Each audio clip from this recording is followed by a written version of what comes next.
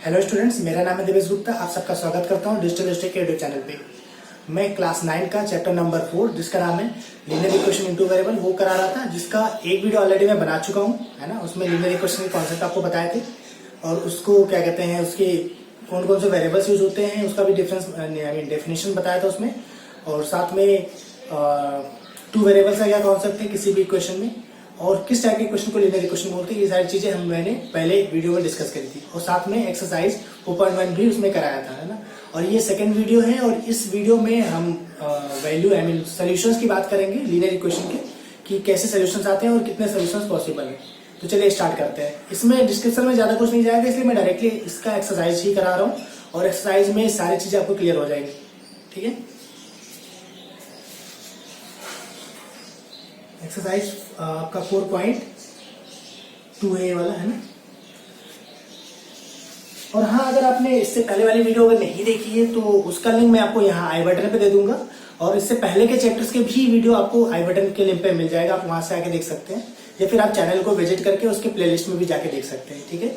और अगर आपके पास बुक नहीं है तो मैं इस चैप्टर का जो पीडीएफ है, मतलब हर एक जो भी मैं करा रहा हूँ, जो भी चैप्टर्स मैं कराता हूँ, उसका जो पीडीएफ का लिंक होता है वो मैं उसके डिस्क्रिप्शन बॉक्स में दे देता हूँ।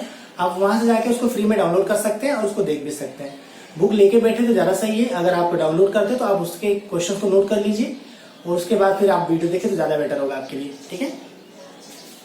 तो यहाँ पे सबसे पहला जो क्वेश्चन यहाँ पे एक्सरसाइज 4.2 में सबसे पहला क्वेश्चन है कि एक इक्वेशन दिया है। यहाँ पे क्वेश्चन में नहीं लिख रहा, मैं डायरेक्टली सॉल्यूशंस की बात कर रहा हूँ। यहाँ पे इक्वेशन यहाँ पे ये है। अब इसमें ऑप्शंस 3 दिए हुए हैं। पहला बोला है कि यूनिक सॉल्यूशंस और ओनली 2 सॉल्यूशन और इनफाइनाइट मेनी सॉल्यूशन, 3 ऑप्शन है, ध्यान रखिएगा। पहला यूनिक सॉल्यूशन है, मतलब समझना पड़ेगा आपको सबसे पहले क्या है, इसलिए मैं सारे चीजें यहाँ पे क्लियर करूंगा। 2 सॉल्यूशंस, उसके बाद इनफाइनाइट मेनी सॉल्यूशन, ठीक है। इनफाइनाइट मेनी सॉल्यूशन, ठीक है। तो infinite many solution, unique solution और 2 सॉल्यूशन। अब मतलब समझिए क्या है। यूनिक सॉल्यूशन का मतलब होता है सिर्फ और सिर्फ एक ही सॉल्यूशन पॉसिबल अगर है तो वो हमेशा यूनिक सॉल्यूशन बोला जाएगा, ठीक है।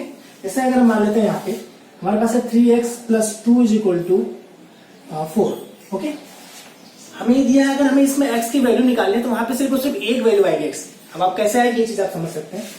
3x = हो जाएगा 4 - 2 और x = हो जाएगा, पहले 4 - 2 2 हो गया और एक 3 मल्टीप्लाई में इधर जाकर डिवाइड हो गया, तो x की एक ही वैल्यू आई है 2/3। इसका मतलब क्या है, अगर इस टाइप का क्वेश्चन होता और सॉल्यूशंस की बात करी जाती तो वहां पे सॉल्यूशन यूनिक होता, ठीक है। यहाँ पे और कभी भी जब लीनियर इक्वेशन होता है, यहाँ पे linear equation in one variable है, क्योंकि यहाँ पे एक ही वेरिएबल x है, तो यहाँ पे सिर्फ और सिर्फ एक ही सॉल्यूशन पॉसिबल है, तो इसलिए इस समय पे जो सॉल्यूशन है वो यूनिक सॉल्यूशन है, यानी ये वाला।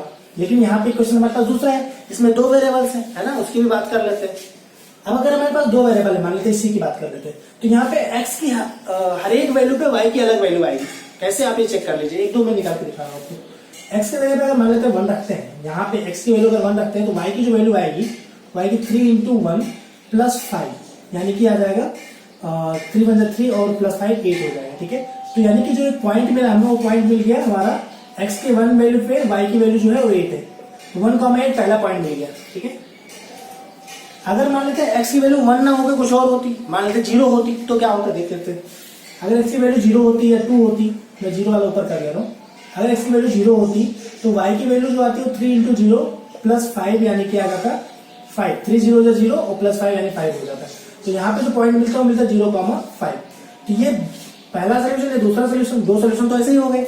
एक और मैं दिखा दे रहा हूँ, तीसरा भी x के जगह पे अगर हमने 2 रख लेता हूँ तो y = हो गया 3 × 2 + 5, यानी कि हो गया 6 + 5, जो कि हमें क्या मिल गया 11।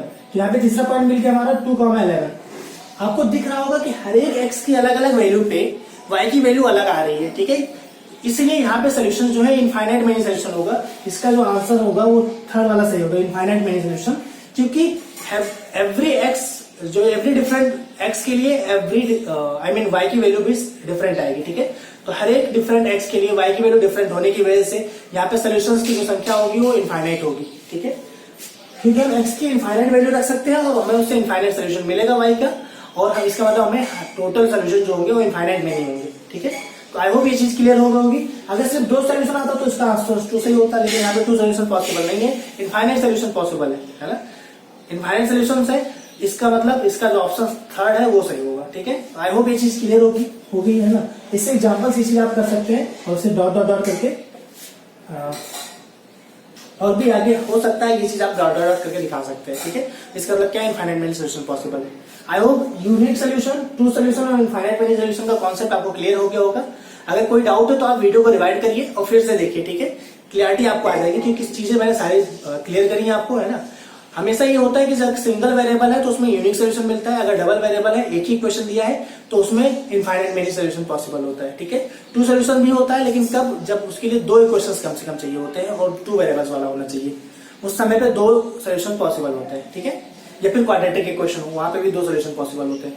खैर इस सब की बात हम आगे करेंगे, फिलहाल यहाँ पे आई होप आपको ये कॉन्सेप्ट क्लियर हो गया होगा। अब हम इसके क्वेश्चन नंबर 2 पे बढ़ते हैं। ठीक है, पहला तो आपका एक ही क्वेश्चन था, वो मैंने आपको बता दिया। सेकंड क्वेश्चन की बात कर लेते हैं यहाँ पे। सेकंड क्वेश्चन में क्या दिया है, देखिए यहाँ पे बोला है कि right 4 solutions for each of the following equation. अब यहाँ पे मैंने बताया ना, अगर एक ही क्वेश्चन है और उसमें 2 वेरिएबल्स है तो उसके इनफाइनाइट सोल्यूशन पॉसिबल है। अब हमें बोला है सिर्फ उसके 4 सोल्यूशन लिखने हैं। आप 4 सोल्यूशन कुछ भी लिखिए, आपकी मर्जी है। आप x की वैल्यू 0, 1, 2, 3 कर दीजिए, या फिर आप चाहे तो y की वैल्यू रख सकते हो और x की वैल्यू भी निकाल सकते हैं, वो आप पे डिपेंड करता है। ठीक है, तो मैं फिलहाल यहाँ पे एक क्वेश्चन बता रहा हूँ, बाकी आप कर लीजिएगा। ठीक है, तो मैं सेकंड बता दे रहा हूँ। इसमें एक्चुअली में एक पाई भी आया हुआ है, इसलिए मैं ये वाला क्वेश्चन बता दे रहा हूँ, पाई एक्स प्लस पाई। ठीक है, अब यहाँ पे हमें इसके 4 सोल्यूशन निकालने हैं। आपको ध्यान रखना है, इसके 4 सोल्यूशन निकालने हैं, तो इसको x की वैल्यू के अकॉर्डिंग कर लीजिए, y की वैल्यू के अकॉर्डिंग कर लीजिए। मतलब x के लिए सॉल्व कर लीजिए, y के लिए। फिलहाल मैं y के लिए सॉल्व कर रहा हूँ। पाई एक्स को अगर उधर भेजेंगे तो हो जाएगा 9 minus pi x.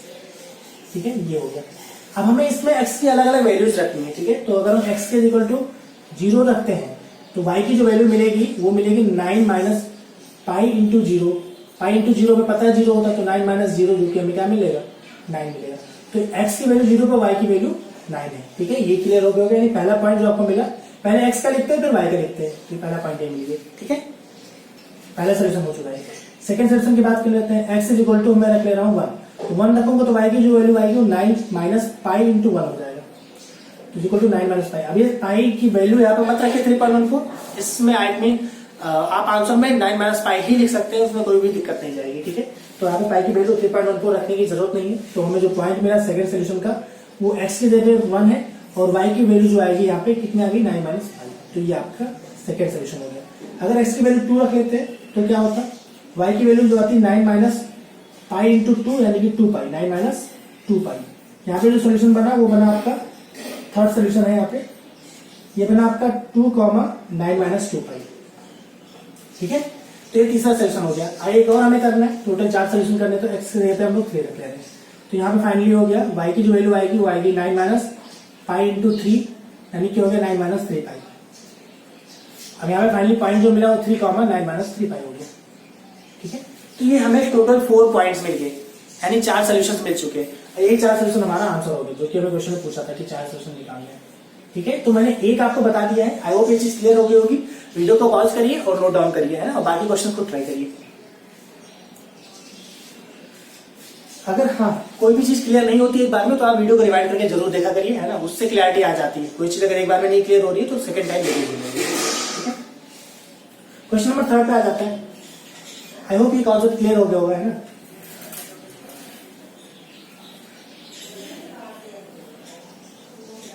Question number 3 क्या है आपका, देखते थे। अब यहाँ पे बोला है चेक करो कि सोल्यूशन है या नहीं है। एक इक्वेशन दिया है सबसे पहले, x minus 2y is equal to 4। ठीक है, x minus 2y is equal to 4 है, ये आपका इक्वेशन दिया है। अब इसमें बोला है सोल्यूशन, नीचे में से कौन सा सोल्यूशन है इसका। अगर कोई भी पॉइंट अगर सोल्यूशन होगा तो इस इक्वेशन को सेटिस्फाई करेगा। सेटिस्फाई का मतलब आप समझिए क्या है। जैसे हमारे पास एक इक्वेशन है, एक एग्जाम्पल मैं आपको बता रहा हूँ पहले, है ना। एक इक्वेशन हमारे पास है, ये 2x plus 2 is equal to है 8। ठीक है, तो यहाँ पे अगर हम x की वैल्यू मान लेते हैं 1 लेते हैं, तो क्या 1 इसमें सेटिस्फाई करेगा, चेक करिए आप। 2 इंटू 1 प्लस 2, 2 और प्लस 2 यानी कि 4 आएगा। क्या 4 8 के इक्वल है? जब 4 8 के इक्वल नहीं है उसका सेटिस्फाई नहीं कर रहा है, ये 8 के इक्वल नहीं है। ठीक है, तो सेटिस्फाई नहीं कर रहा है। अगर हम x की जगह पे 3 रखते तो देखिए क्या होता है।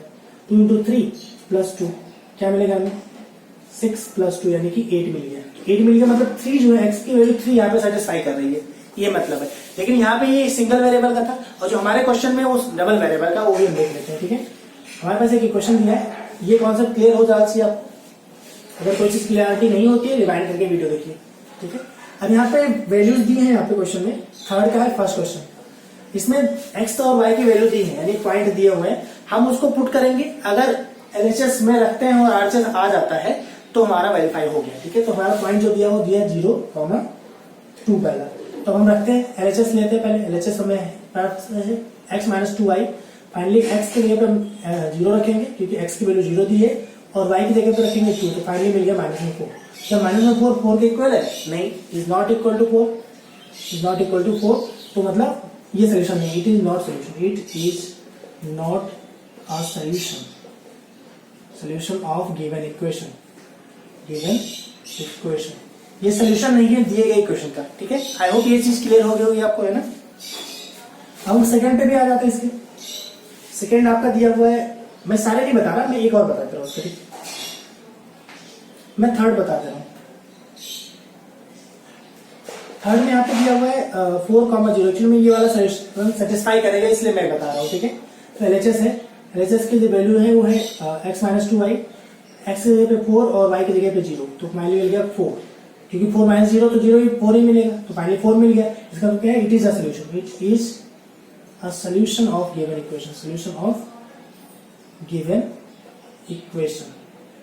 ठीक है, मैं रूट वाला भी बता दे रहा हूँ, है ना, कि आपको ज्यादा कंफ्यूजन नहीं है, इसलिए मैं आपको रूट वाला भी बता दे रहा हूँ। ठीक है, जो भी चीजें मैं बताते जा रहा हूँ आप उसको नोट करते जाइए और बचे हुए क्वेश्चन को ट्राई करिएगा लास्ट में। मैं फोर्थ वाला बता दे रहा हूँ। इसमें दिया है जो पॉइंट है वो है √2, 4√2।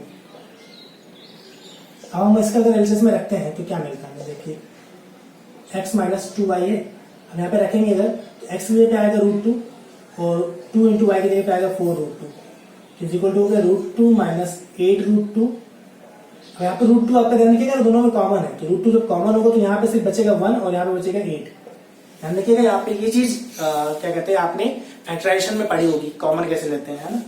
तो यहाँ पे √2 कॉमन था, इसमें भी √2 इसमें भी √2 बाहर लिया तो इसके साथ तो 1 मल्टीप्लाई तो होता ही है ना, अगर कुछ नहीं है तो 1 होता है, इसलिए 1 यहाँ पे बचा और यहाँ पे 8 था इसलिए 8 लिखा गया। और 1 माइनस 8 हमें पता है -7 होता, तो -7 में आगे लिख रहा हूँ। क्या ये 4 के इक्वल है? नहीं इक्वल है, उसका not solution, it is not a solution, ये सोल्यूशन नहीं है। ठीक है, ओके, आई होप ये सारे कॉन्सेप्ट जो है मैंने बताए वो क्लियर हो गए होंगे, है ना। कोई चीज अगर क्लियर नहीं होती है वीडियो को रिवाइंड करिए और फिर से देखिए, है ना, और वीडियो पॉज करके नोट डाउन जरूर करा करिए। क्वेश्चन नंबर 4 पे आ जाते हैं। ठीक है, इस एक्सरसाइज का लास्ट क्वेश्चन है।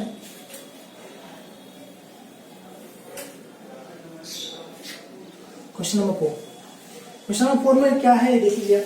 यहाँ पे x और y की वैल्यू दी है, एक इक्वेशन दिया है और x y की वैल्यू दी है और उसमें एक और अननोन है k, हमें वो वैल्यू निकालनी है। ठीक है, तो बहुत ही इजी सा क्वेश्चन है, ज्यादा कुछ करना नहीं है। हमें जो इक्वेशन दिया वो दिया है यहाँ पे 2x + 3y = k, हमें ये निकालना है। यहाँ पे गिवन है, क्या गिवन है? x है 2 और y = 1। अब रख दीजिए यहाँ पे, तो 2 × 2 + 3 × 1 = k। यहाँ पे 2 × 4 + 3 = k, तो k हो गया 7। तो ये आपका आंसर हो गया, यही चीज क्वेश्चन में पूछी थी। ठीक है, तो बस हमें k एक अननोन था, हमें x और y की जो वैल्यू दी थी उसको पुट कर देना है। ठीक है, यहाँ पे हमें x की जगह पे 2, y की जगह पे 1, क्योंकि यहाँ पे दिया है, हमें बस उसी चीज को x की जगह पे 2 रख देना है और y की जगह पे 1 रख देना है। रखने के बाद सॉल्व करके k की वैल्यू कैलकुलेट कर देनी है, बस इतना ही काम था इस वाले एक्सरसाइज में। ठीक है, तो ये पूरा पूरी एक्सरसाइज जो है खत्म हो गई है ना।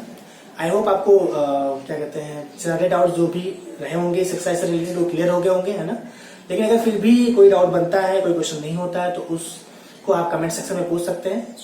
और अगर आपको वीडियो पसंद आए तो वीडियो को लाइक करें और अपने फ्रेंड सर्कल में इसको शेयर करें। और चैनल पे अगर नए हो तो चैनल को सब्सक्राइब करें, क्योंकि इस चैनल पे आपको आपकी क्लास के सारे वीडियो एनसीईआरटी के बुक मैथ्स का सारा सोल्यूशन आपको मिल जाएगा। तो thank you so much for watching.